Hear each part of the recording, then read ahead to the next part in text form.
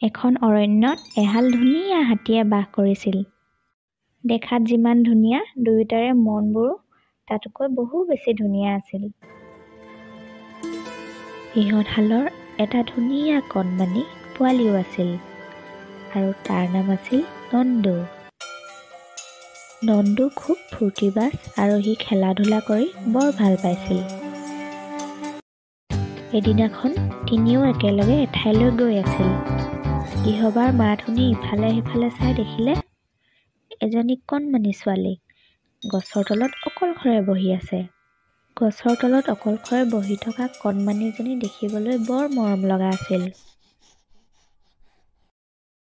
তিনিও আচৰিত হৈ কণমানিজনীক আঁতৰৰ পৰাই চালে। কাহানিও মানুহ দেখি নোপোৱা নন্দুৱে কণমানিজনীক দেখি আঁতৰৰ পৰাই জুমি জুমি চালে। আৰু মাকে বোলে, "অ' আই, ইমান মৰম লগা কণমানিটি ইয়াত এনেকৈ?" আৰু দেউতাকেও আচৰিত হৈ ক'লে, ৰ'বা, ওচৰলৈ নাযাবা। এইবোৰ মানুহৰ কিবা চয়তানী বুদ্ধিও হ'ব পাৰে। নহ'লেনো তাইক এনেকৈ এৰি থৈ যায়নে? যিয়েই নহওক, তাইতো আমাৰ নন্দুৰ দৰেই। আমি যদি তাইক ইয়াত এনেকৈ এৰি থৈ যাওঁ, চতুৰ শিয়ালে তাইক খাই শেষেই কৰিব। আমি কিছু সময় ৰৈ আঁতৰৰ পৰাই চাওঁ আৰু উচিত সময়ত সঠিক সিদ্ধান্ত ল'ম। তুমি চিন্তা নকৰিবা, তাইক মই ৰক্ষা কৰিম। আৰু দেউতাকৰ কথা মতেই তিনিও ছোৱালীটিৰ পৰা কিছু নিলগত ৰৈ তাইলৈ বহু সময় চালে। আৰু সন্ধিয়া নামি অহাৰ আগে আগেই নন্দুৰ মাকে ছোৱালীটিক পিঠিত তুলি ঘৰৰ অভিমুখে খোজ ল'লে। কণমানিটিও কোনো আমনি নকৰাকৈ হাতীৰ পিঠিত উঠি খুব ফূৰ্তি কৰিলে।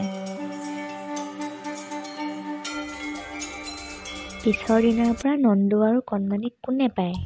দুয়ো মিলি কিমান যে খেল খেলে, কিমান যে ফূৰ্তি কৰে। তাকে দেখি মাকে বোলে, দেখিছানে, নন্দু আৰু কণমানিজনীক দেখিবলৈ একেবাৰে ককাই ভনীৰ দৰেই লাগিছে। ময়ো তাইক একেবাৰে নিজৰ সন্তান বুলিয়ে ভাবি লৈছোঁ। দেউতাকে বোলে, মোৰ পিছে মাজে মাজে ভয়হে লাগে বুজিছা। এনেদৰে কণমানিজনীয়ে আমাৰ লগত। হ'ব হ'ব, তুমি সেইবোৰ বাদ দিয়া। আৰু মই ভবাৰ দৰে তুমিও তাইক আমাৰ নিজৰ সন্তান বুলিয়ে ভাবা। এনেদৰে কেইবাদিনো পাৰ হ'ল আৰু সেই অৰণ্যখনৰ জীৱ-জন্তুবোৰেও হাতীৰ পৰিয়ালৰ লগত থকা কণমানি ছোৱালীজনীৰ কথা আলোচনা কৰিবলৈ ধৰিলে।